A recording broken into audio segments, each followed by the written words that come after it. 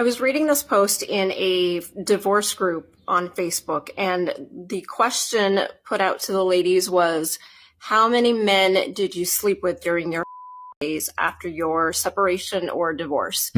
And some of these comments had, one of them had up to 80 men in a short span of time.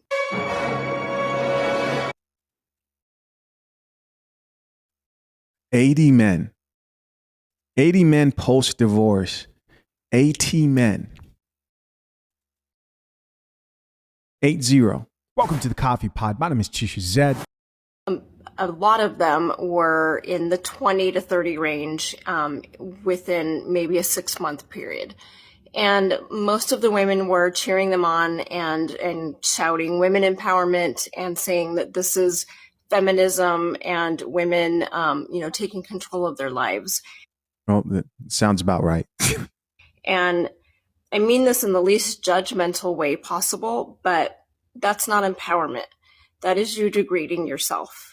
And I'm here to encourage you all, instead of going through a phase, go through a growth phase. How about you heal yourself and learn how to love yourself enough to know that you are better than those men that you're sleeping with and that they don't deserve you. Understand that sex is an energy exchange, and you are exchanging your energy with multiple men who are not worthy of you. You don't want to have a relationship with them, but you're willing to exchange your energy with them. You're willing. No. I see. I was gonna let her serve that half tea, half coffee combo she's been doing there, but no. Number one correction in that, and I have to do this because she did that, right? Talking about you don't want to have a relationship with them. No, they don't want to have a relationship with the divorced women. And they're not better than those women. They are divorcees. They've lost sexual market value. Now, are they enjoying the trips to Pound Town? Of course. Is this painful for a guy who lost his wife to hear? Definitely. To risk a potential pregnancy and disease exchange for men that you don't even want to have a relationship with at all.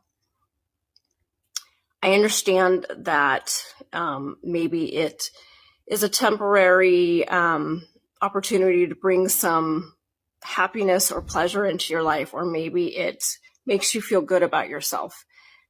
But in the end, by sleeping with that many men, you're degrading yourself. You're devaluing yourself.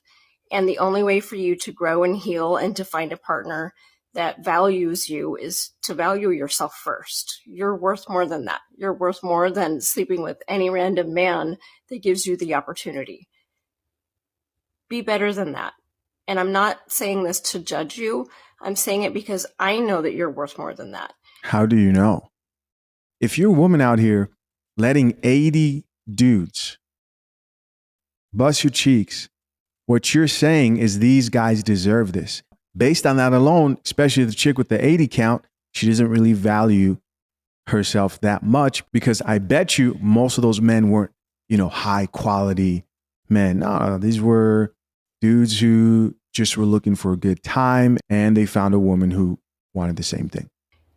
Work on yourself, grow your mindset, heal your wounds, and know that you're better than that. I just recently ended my era for the last 5 years. So if you're entering your phase, I'm going to give you some tips that you should probably take heed of. Giving women tips on how to be a 3 or 4 is wild. Number one, athletic men is where it's at. Okay.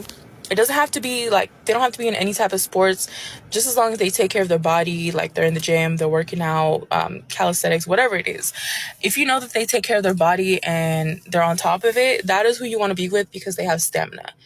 We have a Lizzo-sized woman talking about make sure you only go after athletic men, but let's not act like those dudes aren't going to hit. If you want someone who lasts longer than 30 minutes, go with the athletic people. That's where it's at. Number 2, get in the gym.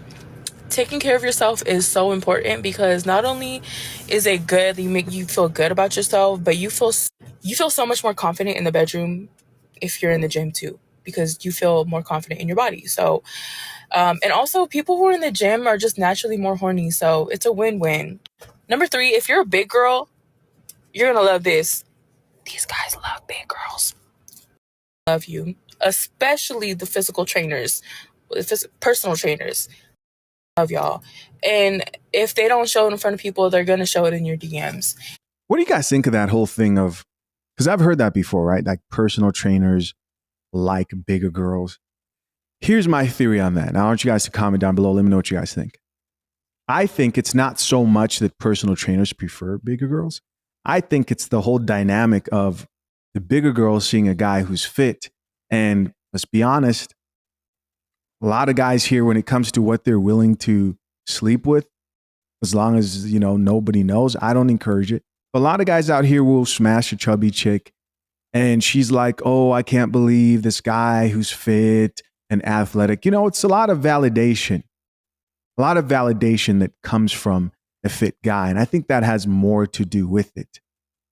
It's like the better you improve your body, you also increase the amount of women that find you attractive as well, right? You expand the amount of women that find you attractive, and the women who are not so fit also find you that much more attractive. It's easier to get those women. What do you think? Comment down below. Let's keep listening. And a lot of y'all can vouch for that. So it's true. Last and most importantly, make sure you wear a condom and go get tested. Hey, I'm actually glad she said that. I mean, the real advice here is don't be a 3 or 4, but first time I've ever heard a chick say use protection. That should tell you, so you should be scared out here in the streets. Find yourself a good, clean woman and sit down. That's my advice, bro. Not after those Houston STI and STD rates. It doesn't matter if you feel like you want to do it without. Everybody wants to do it without. Of course, it's going to taste better. I mean, of course, it's going to feel better.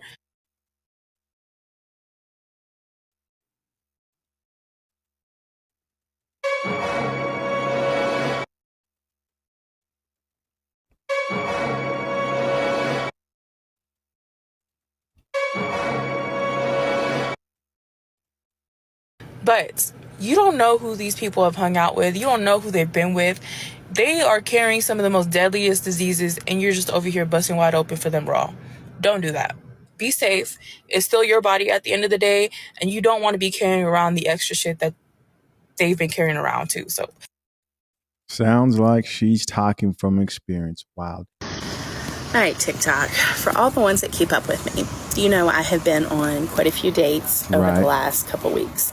4 different guys, one guy I went on several dates with, just trying to figure things out, having a lot of fun. But here is my question. To all you former I feel like I'm going through a phase. So does this last weeks, months, years? Like, how long do I have to look forward to this? Let me know. Now that you've posted that you're in a 3 or 4 phase on TikTok, you can enjoy this for the rest of your life. Because if someone who's remotely interested in you, I would think from most men's perspective, finds this video, I don't see why these chicks think men are okay with this, right? Like sharing their deep sexual experiences so easily online and thinking they're going to easily find someone to settle down with. Will a simp do it? We know a simp will do anything. That's not who I'm talking about. Did anyone else ever break up with their serious ex and then decide to have a phase?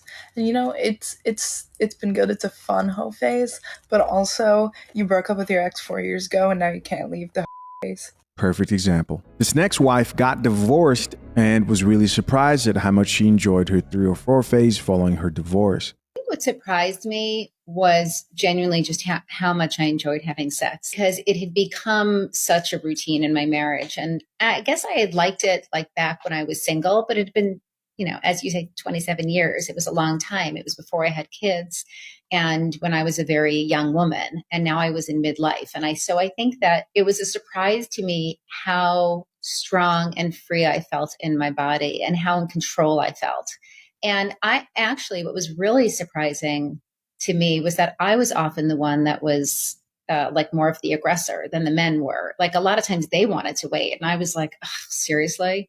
I kind of wanted to know sometimes if we had sexual compatibility because I was having so much sex, because I was starting to learn the language for it. So the very first man I slept with, he complimented me and I turned 18 shades of red and like started cackling. And he didn't understand what was so funny. And I was like, oh, I'm sorry. I just didn't know men actually talked like this. Sorry. And so I had to learn. I learned over time. It took me, many men before I became really comfortable with my body, really comfortable with the language around sex. And, many men, you do something a lot, you can start to see it a little differently. And so for me, I start to see everybody likes having sex. Almost everybody likes having sex. I lost the shame with it. And we see that. We see that. And I didn't expect that. I didn't know that I assigned shame to sex at this point in my life as a 47-year-old mother of 3. But I had been having a very specific kind of sex with one man, who was the father of my children. And now I'm a single woman. And I decided I'm single. I'm on this mission to sleep with as many people as I can to learn. No, bro.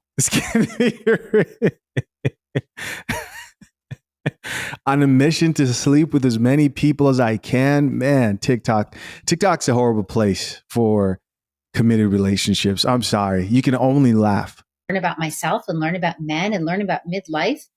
And I don't feel ashamed anymore. I suddenly feel just empowered. Like everybody wants to be having sex. Why do we feel embarrassed about it? Why can't we talk about it? Why can't we just be open about it? And it completely transformed the way that I talked about it, the way I felt about it, the things that I was willing to try. And so even now, that I've been with somebody for 3 years, it's not monotonous. It's not routine. I think that we always, we talk. We just communicate really well. And I'm not embarrassed anymore. I'm not embarrassed to say the words. I'm not embarrassed to try new things. I feel so free.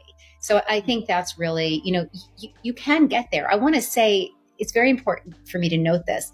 This was not who I was in my married life. I was very buttoned up. I was, when my husband was very open about sex and he would talk about it with people and I would be like, don't talk about that. Like that's embarrassing. So I want women to know that so that if they're in a starting place, they know it's possible. Wow. Listen, as always, I'm curious to know, what do you guys think? Leave your comments down below. I appreciate you as always checking out yet another episode of The Coffee Pot. Till next time, I'm out. Peace.